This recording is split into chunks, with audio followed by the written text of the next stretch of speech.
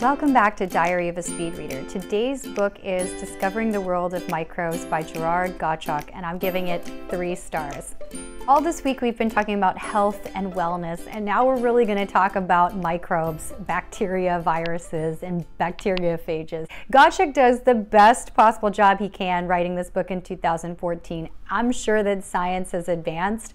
This is a pretty good overview, but I got to admit, it's not the easiest book I've ever read. I am going to give you 3 takeaways. First, if you've enjoyed this series, it would be amazing if you'd go to YouTube and subscribe to my station. If you're watching on Instagram, the link is in my bio, or alternatively, you can just type Diary of a Speed Reader into YouTube and I should come up. Now, let's talk about why this book is a great read if you're trying to get up to speed on viruses, bacteria, and the land of bioengineering. The first thing really gives you a sense for why we know a lot and yet we don't know a lot. You know, the book is very straightforward about the idea of how bacteria continues to mutate very, very quickly and why that might be.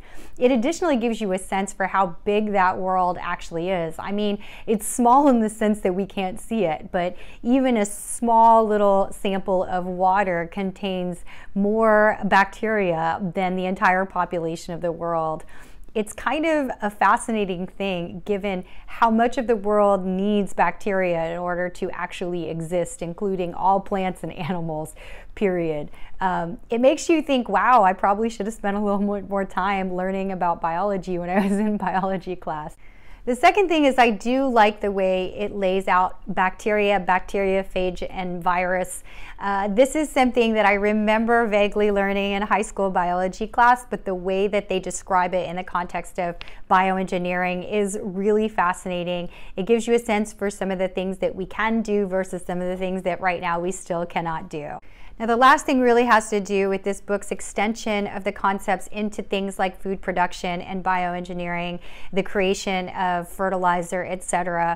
I mean, I do think that maybe this is just, I'm in a different age category, but I think it's so important when you link the science to how it actually impacts society and where research is being done and how it impacts food supply and things that are really important and tangible. Now, while I didn't give this book the highest marks, I will say that I appreciated that there are books that exist that attempt to explain the technical in terms that someone a bit more layman can understand. Relative to other really complex areas of technology, I think more needs to be done in bioengineering and biotechnology to make it digestible for the next generation and to inspire people to go into the field and not feel like they can't communicate with the rest of the world once they're in it.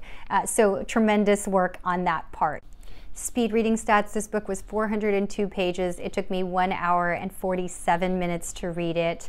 If you'd like to learn more about speed reading, please feel free to comment below. Thank you for liking, sharing, commenting, joining my YouTube channel, which is awesome if you did that. And I will see you tomorrow.